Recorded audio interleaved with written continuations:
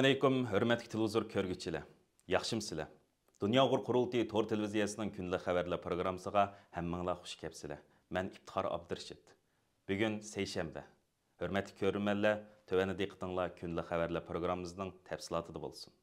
Uyghur xalqining insoniy haq-huquqlarini qo'g'dash, mustabid Xitoy hokimiyatining Uyghur xalqi ustidan yurgizayotgan jinoiy qilmishlarini dunyoga fosh qilish, ezilayotgan Uyghur xalqining yurak sadosini va arzu-istaklarini xalqaro jamoatchilikka anglatish, Uyghur davosining xalqarodagi, bo'libmi Amerikadagi taraqqiyotini ilgari surish jihatlarida zo'r tirishchiliklarni ko'rsatib kelgan va bu sababdan ham xalqaroda ham xalqimiz ichida zo'r inovatga sazovor bo'lgan eng nopozliq Uyg'ur tashkilotlarimizning biri hisoblangan Markaziy Washingtondagi Uyg'ur kishilik huquq qurilishi 9 fevral kuni maxsus bayonot e'lon qilib, mazkur tashkilotning Amerika Demokratiyani ilgari surish fondi jamiyati NEDning bevosita iqtisodiy yordam bilan rasmiy qurilgan 2004-yili 2-oyning 9-kundan buyangi 20 yil mobaynida besib o'tgan musobaqasini qisqacha eslatib o'tdi. Bayonotda Dünya Uğur Qurultayı İcraiya Komitetining raisi va Uyg'ur kishilik huquq qurilishining ijroiya direktori Ömer Qanat apandi mundaq deb ko'rsatdi. Biz Uyg'ur kishilik huquq qurilishining 20 yilligini tabriklagan mush fursatdan foydalanib, Xitoy hukumatining Uyg'urlar qaratgan vahshiylikni hal qilish chorasi tepish uchun jiddiy o'ylanayotganligimizni qayta ifoda qilmoqchimiz. Bu xotir kuni Uyg'ur kishilik huquq qurilishini Xitoy hukumatiga qarshi adolat va javobgarlikni tashabbus qilish va'dasini gavdalantirish va Uyg'ur xalqiga qartilgan vahshiylikni hal qilishning kelgusi yetakchi ideyasini turg'izib chiqish fursati bilan ta'minlaydi. Dünya Uğur Qurultayıning raisi Dolqin Aysa apandim bu munosabat bilan qilgan tabrik so'zida Uyg'ur masalasini xalqarolashtirish, Uyg'ur irqiy qirg'inchiligini fosh qilish va uni xalqaroga e'tirof qildirish jihatlarida turkilik muhim rol o'ynab kelgan Uyg'ur kishilik huquq qurilishi qurilganligining 20 yilligini cheksiz suyunish va iftixorlanish tuyg'usi ilkida qizg'in tabriklaydiganligini ifoda qilish bilan birga, mazkur qurilishning uzluksiz taraqqiy qilib, bugungi kunda xalqaroga tanilgan nopozliq va innovatli Uyg'ur tashkilotlarining biriga aylanishida boshlamchilik va yetakchilik rolini o'ynagan Uyg'ur kishilik huquq qurilishining sobiq ijroiya direktorlari Dr. Alim Seytov, Dr. Nuri Turkel va navbatdagi ijroiya direktori Ömer Qanat boshchiligidagi barliq bidakor, jasur xodimlarga butun Sharq Turkiston xalqi nomidan alayda minnatdorlik bildirganligini ta'kidlab o'tdi. Dolqin Aysa apandim so'zda yana Uyg'ur irqiy qirg'inchiligining tunji bo'lib Amerika tarafidan rasmiy usulda qabul qilinishida va Amerika tarafidan Uyg'urlarga munosabatli qonunlarning chiqarilishida Uyg'ur kishilik huquq qurilishining intayin halqiliq va turkilik rol o'ynaganligini, Uyg'ur kishilik huquq qurilishining bu jihatlarda ilib berayotgan unumli xizmatlarining chet ellardagi Uyg'ur qarindoshlarimizning izchil turda olqishiga va qo'llashiga sazovor bo'lib kelganligini alayda eslatib o'tdi. Uyg'ur kishilik huquq qurilishining bu vaqt e'lon qilgan tabrik bayonotida qayd qilinishicha, o'tgan yil mobaynida Uyg'ur kishilik huquq qurilishi xalqarada Uyg'urlar va Sharq Turkistonning vaziyatiga munosabatli 80 dan ortiq doklad, 850 parchadan ortiq axborot bayonot va tavsiyanoma e'lon qilgan. New York Times, Wall Street jurnali, BBC, CNN, Guardian, Al Jazeera qatorliqlarni o'z ichiga olgan 300 dan ortiq chet el matbuotlarida Uyg'urlarga munosabatli maxsus obzor va xabar maqolalarini e'lon qilgan. Uyg'ur kishilik huquq qurilishi tarafidan yaqinda e'lon qilingan Qur'on o'rganishga 20 yil Uyg'ur ayollari va diniy ziyonkashlik nomli oxirgi cho'ng hajmli tadqiqot dokladimi kuchli ta'sir qo'zg'agan dokladlarning biri edi. Korlida zavod qurgan Germaniyaning dunyoga dangliq eng chong ximiya sanoat shirkatlaridan BASFning o'z bilan sheriklashgan Marko nomli Xitoy shirkatining Korlidagi Uyg'urlarni tutqun qilish harakatiga qatnashganlik jinoyat oshkorlangandan keyin, garchi bu shirkat yaqinda Sharq Turkistondagi shirkatdan taqaydiganligini va Marko nomli Xitoy shirkati bilan bo'lgan butun aloqasini uzdiganligini e'lon qilgan bo'lsa-mu, ammo Germaniya matbuotlarida BASF shirkatining bu xil g'ayri-insoniy qilmishiga bo'lgan tanqid va ayblashlar shiddat bilan davom qilmoqda. Dünya Uğur Qurultayı yillardan buyon Uyg'ur majburiy emgakka chetilgan dunyoga mashhur Volkswagen, BASF va boshqa shirkatlarga qarshi yuritilib kelingan norozilik va imzo to'plash harakatlariga boshlamchilik qilib kelgan edi. Dünya Uğur Qurultayı Berlin ishxonasining direktori va qurultayning bayonotchisi G'ayur Qurban apandim bo'lsa, qurultay tarafidan boshlangan bu xil norozilik harakatlariga mas'ul qilingan siyosiy faoliyatchilarimizning biri. G'ayur Qurban apandim BASF shirkatining yuqori rasvochilik oshkorlangandan keyin qurultayning bu jihatda ko'rsatgan bevosita inkos haqida qisqacha to'xtalib mundaq dedi. Dünya Uyg'ur Qurultayı Berlin ishxonasi 2021 yilning oxiri va 2022 yildan boshlabla bu Uyg'ur qul emgak masalasini Germaniyadagi xizmatlarimizningki eng muhim nuqtasi sifatida ishlab keldik. Hammalarga ma'lum, dunyodagi eng chong ximiya shirkati bo'lgan BASF va shundaqla dunyodagi eng chong avtomobil shirkatlarining birisi bo'lgan Volkswagen shirkati Xitoydagi Xitoy bilan iqtisodiy munosabatlar chambarchas bog'langan Germaniyaniki davlat algan shirkatlar bo'lib hisoblanadi.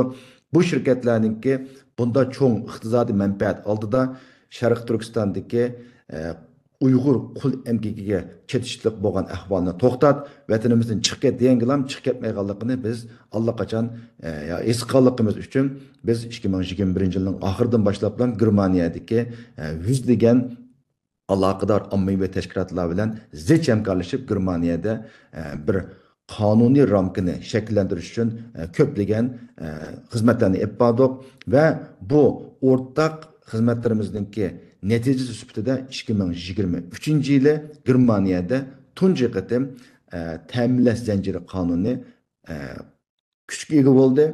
Bu qonun ramkasi shakllangandan keyin biz yana Uyg'ur qul emgigini to'xtatish hamkorlik gruppasidagi yuzlagan tashkilotlarimiz, jumladan Germaniyadagi tashkilotlarimiz, aloqa tashkilotlarimiz bilan zich hamkorlashib, o'zim nurg'unlagan ijtimoiy faoliyatlarni, ya'ni nutq so'zlash va shundaqla matbuotlarda bayonotlarni e'lon qilish, matbuotlar bilan matbuotlarda bu Uyg'ur qul emgak masalasini tashviq qilish va Germaniyaningki aloqa siyosiy yo'llarga bu meselelerni şerhlab tushundirish va ularning yordamini talab qilish va shundaqla bu shirkatlar bilan bevosita so'zlashish qatorliq har turli faoliyatlarimiz bilan 2023-yilda jumladan bu shirkatlar bilan bo'lgan xizmatlarimizni qanot yatırdik va bularningki ko'rinarli natijasi sifatida biz Uyg'urlarga vakolatan Volkswagen va shundaqla BASF shirkatlarininki yuqori darajalik xodimlari, vakilleri bilan matbuotlarga bildirilmagan shart asosida bir qancha qitimlab bevosita ko'rishish ilib bordik va bu ko'rishlarimizdan hammada ularningki ta'minlash zanjirida saqlanayotgan Uyg'ur qul emgak masalasini tushundirish bilan birlikda ulardan vatanimizdan chekinib chiqishdan jiddiy talab qildik. Men yana bu BASF şirketininki ve şundaqla Volkswagen şirketininki aksiyonlar yıllık kurultayda ularga sözleş fursatiga ega bo'ldim va bu fursat shundaq muhim simol xarakterli fursatlarda biz o'zimizning talabini jiddiy o'tirib qo'yib keldik. Ular albatta bizga bu meselerimizge ciddi qaraydiganligini bildigan bo'lsa-mu, lekin biz ularningki bu bisimni davomli davomlashtirmagan vaqtida bularning faqat bizga chiroyli gaplar bilan deb qo'yib vatanimizdan chekinib chiqadigan Uyg'ur o'zining ta'minlash zanjiridagi Uyg'ur qul emgak masalasini to'xtatishga harakat qilmaydiganligini biz to'nib yetgan bo'lg'achqa xizmatimizni jiddiy va davomli olib bordik, keskin olib bordik. Jumladan bu BASF shirkatininki xizmatchilarininki Uyg'ur irqiy qirg'inchiligiga hassa qo'shganlikdan iborat bu satchiliklar maydonga kelgandan keyin Dunyo Uyg'ur qurultayidagi Berlin ishxonasida Germaniyadagi Uyg'ur do'stlik gruppasiningki a'zolari va shundaqla Uyg'ur masalasiga ko'ngil bo'ldigan, esdaj qiladigan tashkilot siyosatchilarningki yordami bilan biz bu shirkatlarga bisimlarimizni yaqdirdik va unumli bo'lganligini ko'rdik. Jumladan dunyodagi eng chong shirkat, ya'ni ximiya shirkati bo'lgan BASF shirkati Xitoydagi nihoyatda chong iqtisodiy manfaatlarga qaramay bu ijtimoiy tashkilotlar va siyosat jihatdan kelgan bu bisimlarga bardashlik bermay oqibatda bundoq vatanimizdan chekinib chiqqan qarorni berdi. Bu shu yıllardan buyon Uyg'ur qul emgak masalasini to'xtatish sohasida xizmat qilib kelgan barliq tashkilotlarningki o'rtaq natijasi bo'lib hisoblandi. Men shu fursatdan foydalanib bu xizmatlarni rivojlantirish va unumli yapilish jarayonida Dunyo Uyg'ur qurultayi bilan hamkorlashgan barliq tashkilotlarga, barliq xalqaro tashkilotlarga va o'zimizningki qarindosh tashkilotlarga, jumladan Uyg'ur harbiy tashkiloti qatorliq qarindosh tashkilotlarimizga bu yerdan bir-birlab rahmatimni aytaman. O'rtaq hamkorlashimiz, o'rtaq kuch chiqarishimiz bilan mana shundoq cho'ng bir ishda muvaffaq bo'ldik va bu ayni zamanda bizningki hamkorlashib davomli xizmat olib borgan vaqtimizda buningdan cho'ng natijalarni qo'lga keltirganligimizningki yaxshi bir isbot deb o'ylayman. 6 fevral Germaniyaning CDF televiziya kanali Xitoydagi davlatlik nazorat Basf uningga qandaq chetilib qoldi nomli filmini tarqitib, Basfning sheriki bo'lgan Marko nomli Xitoy shirkatining 2018-yilgi zo'r tutqunda Koreldagi Uyg'urlarni lagerlarga solashda Xitoy hukumatiga aktiv moslashganligini, bu shirkatning Xitoy xodimlarining kechilik tutqun qilishlarga bevosita qatnashganligini ilgari surib, Germaniya jamiyatida zo'r g'ulg'ul qo'zg'adi. Buningdan ilgari, ya'ni 2 fevral Germaniyadagi dangliq siyosiy jurnallardan Aynek jurnali bu xususda Germaniya shirkatlarining Xinjiangdagi sistemaga chetilib qilish darajasi qanchalik nomli maxsus maqola e'lon qilib, Basfning Uyg'ur irqi qirg'inchiligiga chetilib qolganligini o'ttirib qo'yib, zo'r ta'sir qo'zg'agan edi. Bu jurnal 6 fevral yana parlament a'zolari Basfning Xinjiangdan chekinishini talab qildi nomli maqola e'lon qilib, Basfning Yevropada kuchli tanqidlarga duch kelayotganligini bayon qildi. Dunyo Uyg'ur qurultiyining xalqaro ishlarga mas'ul direktori va ayollar komitetining mudiri Zumrat Erkinning tilg'ilishicha, yillardan buyon Sharq Turkistondagi majburiy emgak chetishlik deb qarilib tanqidlanib kelayotgan Basfning bu qitim Uyg'ur irqi qirg'inchiligiga chetishlik bo'lib chiqishi, uning dunyodagi obraziga ig'ir zarba berib qolmay, Uyg'urlarni o'z ichiga olgan xalqaro jamiyatning kuchli g'azablarini qo'zg'agan. Xitoydagi davlatlik nazorat Basf uningga qandaq chetilib qoldi nomli filmda ilgari surishicha, 2018-yili Sharq Turkistonda tutqunlar avjiga chiqqanda, Xitoy hukumati tutqun qilish harakatlariga bevosita rahbarlik qiladigan Xitoy kadrlarini yetishtirib olmay, bir qism Xitoy shirkatlarining xodimlarini va ba'zi yerlik Uyg'ur qozoqlarni bu harakatlarga qatnashtirgan.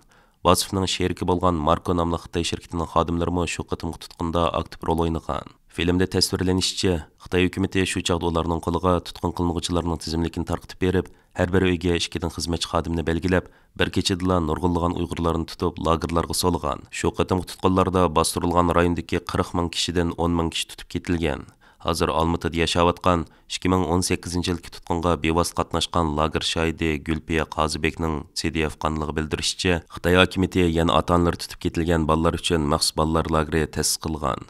Bu xil oyga uzilmaydigan dahshatli tutqunlardan cho'chib ketgan yerlik aholilar endi navbat man kelish mumkin degan andish bilan kechilar kiyimlarini qalin kiyib, o'zlarining tuyuqsiz bostirib kiruvchilar tarafidan tutib ketilishini kutib andish ichida yotadigan bo'lgan. Filmda mazkur voqeaga fikr qatnashtirgan Amerikadagi kommunizm qurbonlari xotir fondining oliy tadqiqotchisi Dr. Adrian Zenz, Yevropa Ittifoqi Xitoy-Yevropa munosabatlari komitetining raisi Reinhard Bütikofer hamda Germaniya parlamenti kishilik huquq va inson yordam komitetining bayonotchisi Michael Brandt qatorliqlarning Basfni insoniyat qarshi ig'ir jinoyatlar sodir bo'layotgan bu tuproqdan garchi kech qolgan bo'lsa-mu, darhol chekinib chiqish kerakligini ta'kidlaganligi bayon qilingan.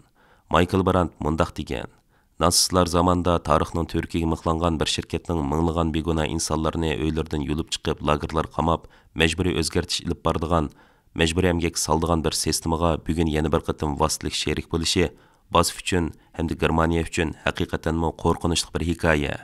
Dunyo Uyg'ur qurultiyining Uyg'ur majburiy emgak chetishlik bo'lgan davlat halqan shirkatlarga qarshi norozilik va qonun harakatlari uzluksiz davom qilmoqda. Dunyo Uyg'ur qurultiyi nashriyat markazining mudiri, Markaziy Istanbuldagi Tehlimakan Uyg'ur nashriyatining qurg'uvchisi, muhojiratdagi butun hayotini vatanimiz Sharq Turkistonning milliy mustaqilligini esga keltirish kurshiga atagan jamoat arbobimiz Abdujil Turan apandimning tashabbusi va chaqiriqi shundaqli bevosita sohibxonlik qilishi bilan Türkiye ve dünyanın her qaysi ellərdəki tonlagan ziyalilərimiz, dini öləmalarımız 8 fevral gündən 11 fevralgacha İstanbulda yığılıb, ziyalilar bilan dini öləmalar o'ttirsida o'zaro sevgi, ishonch, hurmat va hamkorlikni qandoq qilib yanada kuchlantirish, mustabid Xitoy hokimiyatining Uyg'ur ziyolilari bilan dini öləmalar o'ttirsida sun'iy ixtilof va o'chmanlik paydo qilish uchun ishki tashqi jihatda tinimsiz yurgizib kelayotgan buzg'unchiliklari va razil vositalarga qandoq taqobil turish, xalqimizni sharafli da'vo sepimizda qandoq butunlashtirish degandek temalarni cho'radigan asosda qarindoshlik kayfiyati ichida keng doirada muzokara va analiz ilib bordi. Bu qitimqi suhbatga Sharq Turkiston O'limalar birligining raisi Dr. Olimjon Bog'da boshchiligidagi O'limalar birligining elga tonilgan asosli hay'at a'zolari, Uyg'ur akademiyasining Turkiya, Amerika, Shvetsariya qatorliq ellardan kelgan vakillari, Uyg'ur Hareket Teşkilatı'nın reisi Roşan Abbas, Uyg'ur Tədqiqat Mərkəzinin direktori Abdulhakim İdris, Dünya Uyg'ur qurultayı tərəfindən bolsa qurultayının Türkiyədəki muavin reisi Dr. Erkin Ekrem, qurultay reisi Dolqan İsa əpəndimgə və qurultayının mərkəzli rəhbərliyi vakalətən Germaniyadan qurultay icraiya komitetinin muavin reisi və Şərq Türkistan O'limalar birliginin qurğuchi a'zolarining biri Turg'unjon Alovuddin Hajim, Qozog'istondan qurultayning oliy maslahatchisi Qahramon G'ojanberdi, Amerikadan qurultay ijroiya komitetining muavin raisi Ilshad Hasan, Avstraliyadan Qurultay Muhacirlar Merkezining müdiri Polat Sayım, Norvegiyadan Qurultay Uchur Təşviqat Merkezining müdiri Baxtiyar Ömər qatarlıqlarını öz içiga alğan Qurultay heyəti bevosita qatnashib, bu qitim İstanbulda o'tkazilgan tarixiy uchrashishga bo'lgan qo'llashni ifoda qildi. Yig'in oxirlashgan 11 fevral kuni yig'in qatnashchilari birlashma bayonot e'lon qilib, ziyolilar bilan ulamolar birlashgan Uyg'ur jamiyatini hech kim buzolmaydi deb ko'rsatdi. Bayonotning to'liq teksti tovandikicha: Biz dunyoning har qaysi joylaridan kelgan Uyg'ur ziyolilar va ulamolar 2024-yili 8 fevraldan 11 fevralgacha peshqadam jamoat arbobi Abdujil Turan apandining chaqiriqi bilan Turkiyaning Istanbul shahriga yig'ilib, sahalararo suhbat yig'ini o'tkazdik. Bu qitimliq yig'in Xitoy tajovuzchilari vatanimizni bisolgan 70 yildan ko'proq vaqtdan buyon din bilan fan, ulamolar bilan ziyolilar orasida shakllantirilgan sun'iy bo'linishga xotim berishni, Uyg'ur ulamolar bilan ziyolilar orasidagi o'zaro tushunishni ilgari surishni va milliy manfaatlarimiz asosida qo'l tutishib birlikda kurash qilishni maqsad qilgan. Biz bu yig'inda milliy mavjudligimizga munosabatlik sezgur masalalarni do'stona, ammo farqli nuqtalardan muzokara va muhokama qildik. Bu jarayonda millatimizning mavjudligi, mustaqilligi va taraqqiyot uchun har tarafning hamkorlik va dialogga ochiq ekanligini ko'rdik. Bu munosabat bilan yig'in ishtirokchilari bo'lish sifatida tövandagi nuqtalarda o'rtaq tanishga kelganligimizni jakarlaymiz. Birinchi, milliy mustaqillik kurashimizda va mustaqillikdan keyingi davlat qurish musofimizda din bilan fanning rolini bir-biridan ayirib etkili bo'lmaydi. Shunga Uyg'ur jamiyatida Xitoyning suiqasdi bilan shakllangan sun'iy ayrimchilikqa xotim berish kerak. Oramizdagi farqlarimiz o'zaro ixtilof va ittifoqsizlikning manbasi emas, balki o'zaro hamkorlik va taraqqiyotning omili va turkisidir. Ikkinchi, islom Uyg'urlarning diniy e'tiqodi, hayot yo'li va milliy kimligining yadrosidir. Islom bizning kimligimiz, madaniyatimiz va qadriyatimizning asos gavdisi. Bugungi dunyoda fan bilimlarga ahamiyat berishmi taxirsizdir. Har sohadagilar o'zaro bir-birini tushunishi va hurmat qilishi zarurdir. Uchinchi, milliy manfaatlarimiz o'rtaq nuqtamizdir. Oramizda har qanday ixtilof va datalash milliy manfaatlarimizdan ustun emas. Lekin nimaning milliy manfaatimiz ekanligini bir taraflama emas, har soha orasidagi muzokara va dialog orqali milliy irodamizning tajallisi sifatida bekitish lozim. To'rtinchi, bu qitimliq yig'in bir yaxshi boshlanishdir. Sahalararo suhbatlashishni davomlashtirish uchun sahalararo dialog munbiri ta'sis qilib, ishlarimizni kengash va maslahat bilan qilishni o'rtaq mexanizm holiga keltirish kerak. Oxirida shuni ta'kidlaymizki, ziyolilar bilan ulamolar birlashgan Uyg'ur jamiyatini hech kim buzolmaydi. Hürmetli ko'rmanlar, yuqorida diqqatingizga kunlik xabarlar programmamizning tafsilotini sundik. Kelar qitimliq sonimizgacha ko'rishgacha omon bo'lgaysizlar. Stansimizning YouTube kanaliga a'zo bo'lishni unutmang. Xayr xo'sh.